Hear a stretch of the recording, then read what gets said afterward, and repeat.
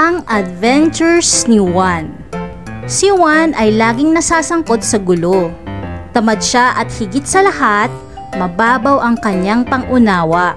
Kapag may inumpisahan siyang gawain, mas lalo siyang nagkakamali na napapaisip siya na hindi na lang sana niya sinimulan. Nawawala na ng pasensya ang kanyang pamilya sa kanya. Lagi siyang pinapagalitan at binubugbog kapag siya ay nagkakamali. Isang araw, ang kanyang ina na nawalan na ng pag-asa sa kanya ay binigyan siya ng itak. Inutusan siyang pumunta ng gubat para manguha ng kahoy na panggatong. Si Juan ay naglalakad ng dahan-dahan at iniisip kung paano siya makakaiwas sa trabaho.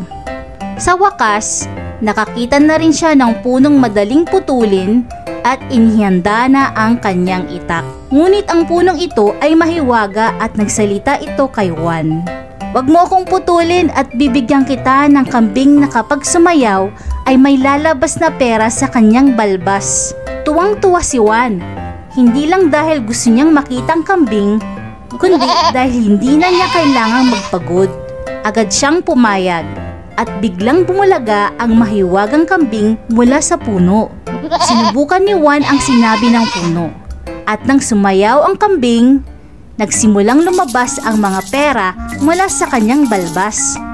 Labis ang tuwa ni Juan kaya agad siyang umuwi upang ipakita ito sa kanyang ina.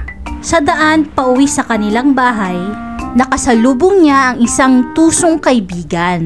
Nang marinig ng kaibigan ang tungkol sa mahiwagang kambing, naisip niyang dayain si Juan. Alam niyang mahilig si Juan sa tuba, kaya niyaya niya itong uminom. Habang lasing si Juan, pinalitan ng tusong kaibigan ang mahiwagang kambing ng isang pangkaraniwang kambing. Pagka-uwi ni Juan, masaya niyang ipinakita ang kambing sa kanyang pamilya. Ngunit nang utusan niyang sumayaw, ay walang lumabas na pera sa kanyang balbas. Nainis ang pamilya niya at pinagalitan siya. Iniisip na isa na naman itong kalokohan ni Juan. Galit na bumalik si Juan sa gubat at pinagbantaan ng puno na puputulin ito dahil sa panluloko sa kanya. Nalito ang mahiwagang puno sa sinabi ni Juan, at ito ang kanyang sinabi, "Wag mo akong putulin at bibigyan kita ng lambat na kahit saan maihagis, kahit sa lupa o sa itaas ng puno ay babalik itong puno ng isda." Dahil dito, hindi na pinutol ni Juan ang puno at umuwi na dala ang mahiwagang lambat. Pero sa daan, muling nakasalubong ni Juan ang kanyang tusong kaibigan. Inalok siyang uminom ng tuba at nang malasing siya, pinalitan na naman ng kaibigan ang mahiwagang lambat ng pangkaraniwang lambat. Pagdating niya sa bahay, ipinakita niya ito sa kanyang pamilya. Ngunit nang subukan niyang gamitin ng lambat, wala siyang nahuli. Pinagalitan at pinarusahan na naman siya. Muling bumalik si Juan sa puno. Galit na galit at handang putulin ito. Ngunit sinabi ng puno, "Wag mo akong putulin at bibigyan kita ng mahiwagang palayok na hindi nauubusan ng kanin at mga kutsara na nagbibigay ng kahit anong ulam na gusto mo." Masayang masaya si Juan at agad siyang umuwi. Pero gaya ng dati, muling niloko siya ng kanyang kaibigan at pinalitan ang mahiwagang palayok at mahiwagang kutsara ng pangkaraniwang palayok at kutsara. Sa bahay, nang hindi gumana ang kanyang regalo, lalong nagalit ang pamilya niya at pinarusahan siya ng mas matindi. Hindi na natiis ni Juan.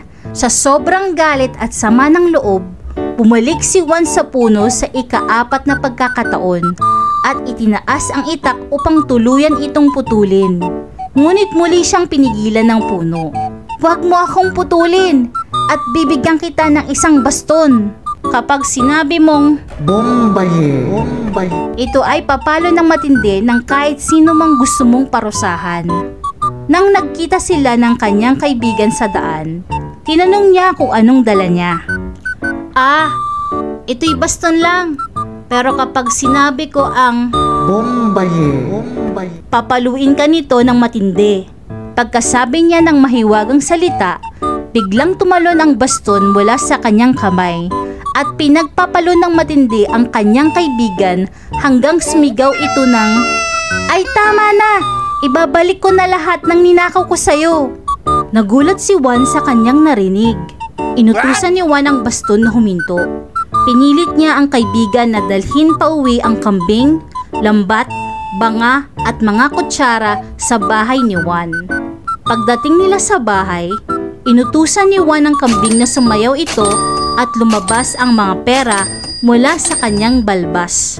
Biglang nagkaroon ng maraming pera ang kanyang ina at mga kapatid. Pera na halos hindi na nila kayang buhatin. Kumain din sila mula sa mahiwagang banga at gamit ang mga mahiwagang kutsara hanggang sila ay mabusog. Ngayon, hindi na siya pinagalitan. Pagkatapos kumain, sinabi ni Juan, "Buong buhay ninyo akong pinapalo at pinapagalitan. Pero ngayon, masaya niyong tinanggap ang mga biyayang dala ko. Papakita ko pa sa inyo ang isa pang bagay." Bombahe. Biglang lumipad ang baston at pinaghahampas sila hanggang nagmakaawa at nangakong si Juan na ang magiging pinuno ng kanilang pamilya simula noon. Mula noon, naging mayaman at makapangyarihan si Juan. Pero lagi niyang dala ang mahiwagang baston. Isang gabi, pinasok sila ng mga magnanakaw. Kung hindi dahil sa salitang Bombahe. nanakawan at napatay sana siya. Oh my God! Pero dahil sa baston, nahuli at naparusahan ang lahat ng magnanakaw. Ang kwento ni Juan ay umabot hanggang sa buong kaharian ng bansa. Ang hari ay nagpasya na ipakasal sa kanya ang kanyang nag-iisang anak na prinsesa. Hindi nagtagal, kinasal si Juan sa prinsesa. Dahil sa kabutihan ng mahiwagang puno, namuhay silang masaya habang buhay. Subscribe to my channel.